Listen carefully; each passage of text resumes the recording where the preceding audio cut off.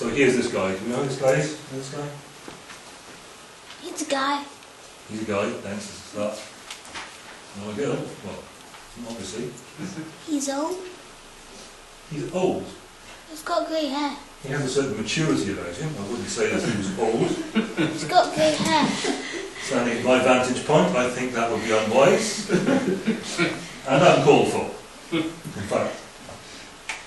Okay, I'll tell you who this is. This is Jamie Dimon. He is the current Chairman, President, Chief Executive Officer of JP Morgan Chase, one of the 4 biggest banks in the United States of America. He served as a Class A Director of the Board of Directors of the New York Federal Reserve since January 2007. The man is at the top of his game. He was named Time Magazine's 2006, 2008, 2009, 2011 list of the world's 100 most influential people. He was Institutional Investors' Best CEOs list.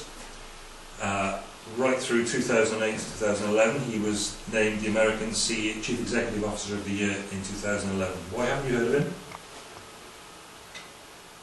Why haven't you heard of him? He pulls the levers of the world economy. Why haven't you heard of him? It's because he knows the importance of concentrating on his core business. He concentrates on running a bank. And you and I are not in that world. We don't run banks. We don't work for banks. I don't think we do. We aren't secret stockbrokers, are we? Any secret stockbrokers in the house? No. He concentrates on his core business. He's a banker, you and I are not. It is crucial to concentrate on your core business. He says, companies that grow for the sake of growth or that expand into areas outside their core business strategy often stumble. You stray out of your core business, you often stumble. It is crucial to concentrate on your core activity. And it's true if you're a sprinter, and it's true if you're a triathlete, and it's true if you're a javelin flinger, and it's true if you're the Church of God. It is essential to concentrate on your core business. Now, of course, churches shouldn't be thinking in terms of business strategy. We're not dealing with things that are material and temporal. We're dealing with things that are spiritual, with material consequences, and eternal. But churches should surely be thinking very much in terms of their core mission, and that should dominate. Their primary God-given purpose, that should dominate. And very reluctant to stray out of that areas to places that are not core activity areas. It's true of the church and it's true of the Christian. Here's what Paul is saying to these Colossians and to many in our generation. He is the one we proclaim. Who's it about? Church, who's it about? It's not about me. It's not about my favourite music. It's not about my favourite Bible version. It's not about my favourite way of arranging the furniture. No! Funny that, isn't it? Neither is it about social contributions.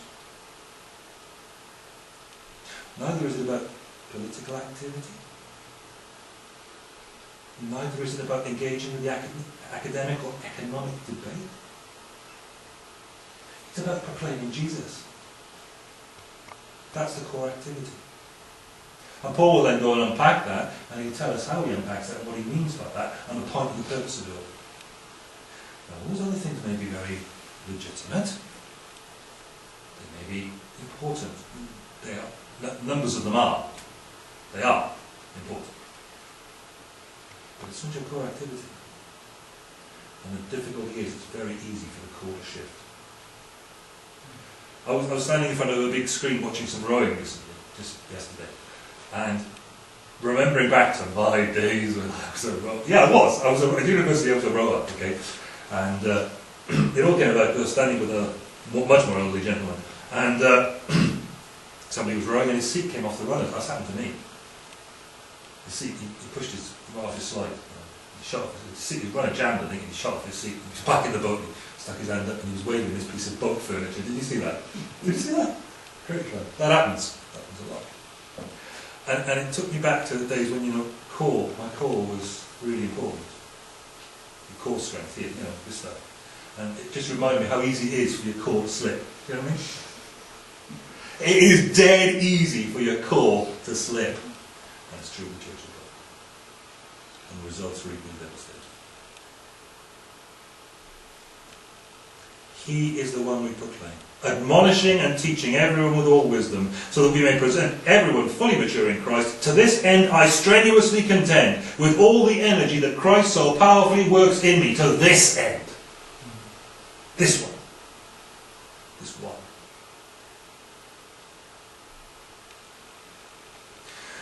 The core of Paul's mission, the core of our mission is 1, proclaiming Christ. Lots of P's in this, ready? Proclaiming Christ. 2, with a point.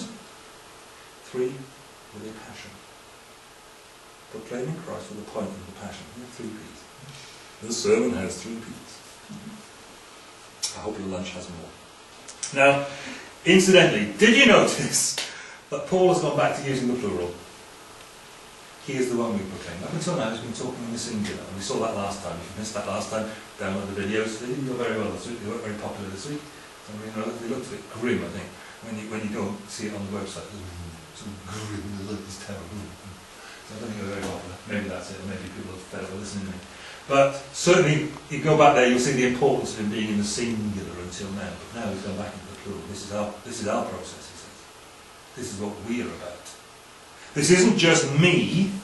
He's no longer speaking personally. This is now all about the universal practice of those who are the authentic messengers of Jesus Christ. We. Paul, Peter, James, John, then the next lot, Timothy, Titus, Apollos, now no doubt Epaphroditus, next generation on again. This is what we are about. This is our common corporate practice. We go about our business, we go about our mission, and how we do it is like this. We, says Paul, preach Christ. That's what we do. That's what church does. That's what we do. We preach Christ. We proclaim him, admonishing and teaching everyone with all wisdom. So first off, then, Paul is saying, first thing here, we preach Christ.